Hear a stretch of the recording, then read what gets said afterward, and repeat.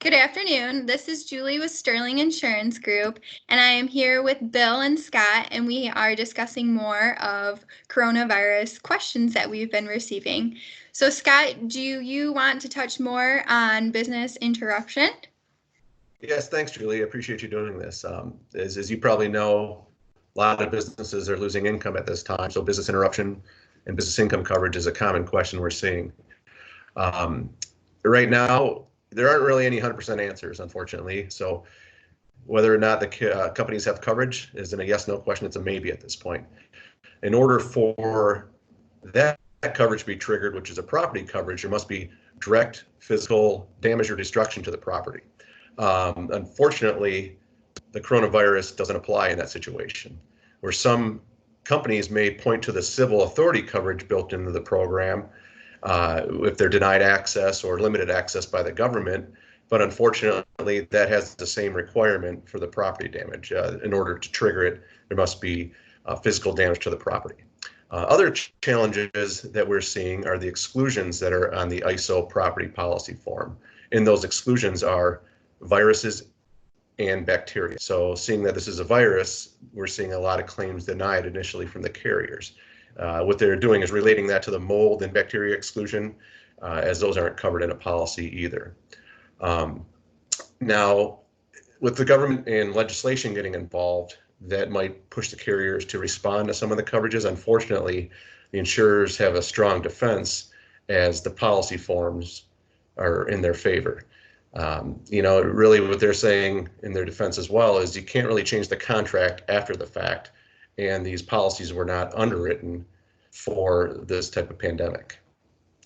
We're getting a lot of questions too on whether or not, or from our clients or just on a consulting basis, whether or not the claims should be filed.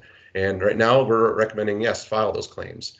They are probably going to be denied initially, and they can be time consuming, but you want to get those claims in now. And what the companies are going to want to do are going to have to do, I should say, is show proof of loss. So they should, at this point, be documenting all the information, keeping track of their losses going forward.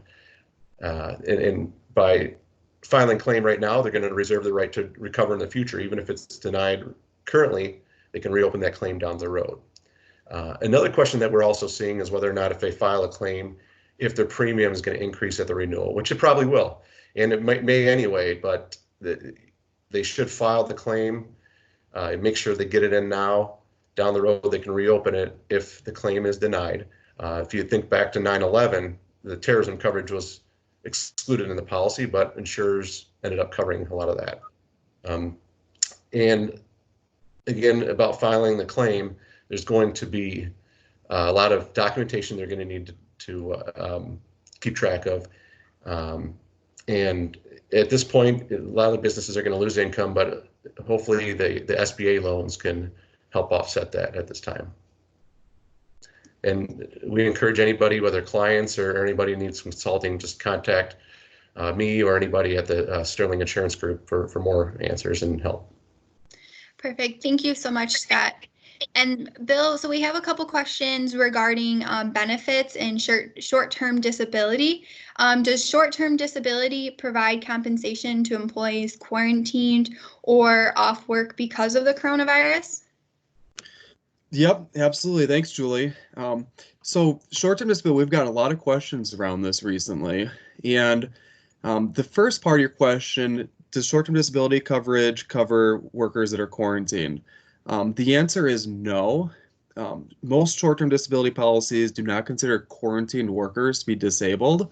I mean, it's unlikely, but some policies do have quarantine riders on them. And in that case, the employees placed under a doctor-ordered quarantine would be covered under their short-term disability policy.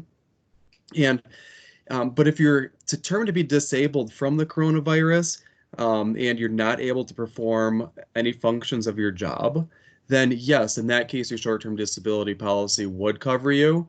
I mean, generally, short-term disability policies pay 60% of lost wages, up to 3 to 6 months, depending on the policy, with a very short waiting period. So again, to circle back, no, short-term disability policy would not cover a quarantined employee, but if someone's disabled because of the coronavirus, then yes, it would cover that. Okay, thank you. And then also, is there anything specifically the government has done for people that don't have disability coverage?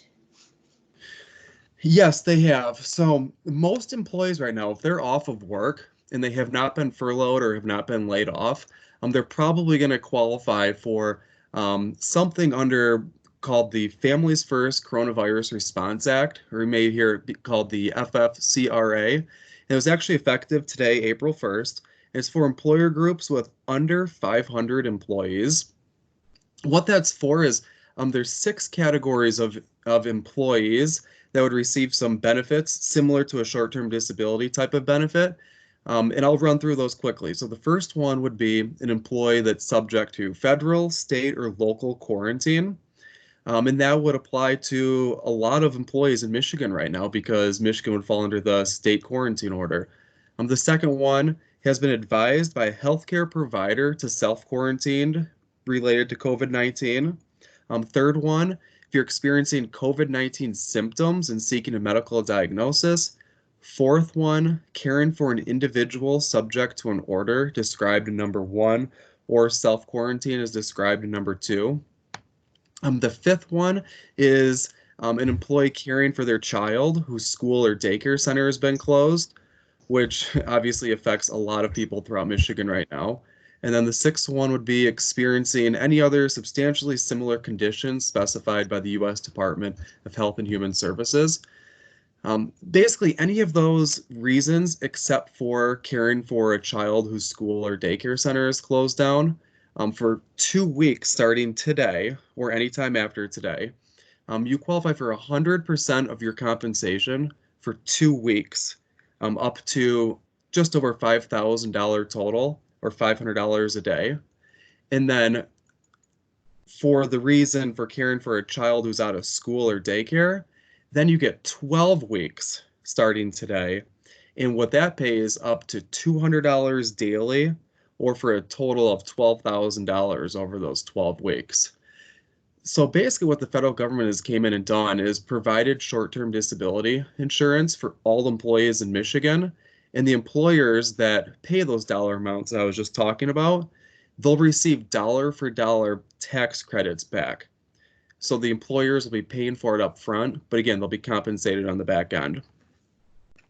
And then there's one other thing I want to mention about this that we're starting to see come up more and more. Because so many employees are getting furloughed and getting laid off right now, people are asking, well, how is that going to impact the short-term disability? So whether you're furloughed or laid off, any claims that have happened prior to being furloughed or being laid off, those will continue to be paid by your short-term disability policy up until the benefit runs out, which again is about anywhere from 3 to 6 months typically. Now that doesn't apply for the FFCRA that started today. This is just for the standard short-term disability policies.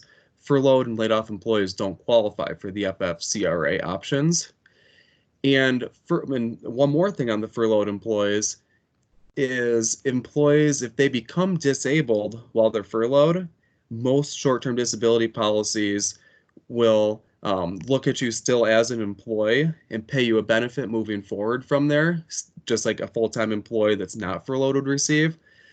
Contrary to that, a laid-off employee, once they become laid off, while their previous claim would still get paid on the disability policy, any disability incurred after you're laid off would not qualify because technically you are not an employee and not tied to that short-term disability plan anymore at that point. But important to know that each benefit plan is unique, but you can always go to your summary plan description, known as the SPD, and it'll give you all the details on your short-term disability policy. And then the Department of Labor website lays out the Families First Coronavirus Act qualifications and also how to apply for that short-term disability policy as well. So that's all I have for right now, Julie, but I appreciate you asking those questions. Yes, and I appreciate you answering them. Thank you both for answering our questions. And then if you guys need anything else, just reach out to us. We're here at Sterling Insurance Group, and we'd be More than grateful to answer any more questions. If you do have more coronavirus questions you would like us to do a little webinar on, just shoot us those in the comments and we will do a webinar and get them answered. Thank you and stay safe. Thanks, Julie. Perfect. Thank you.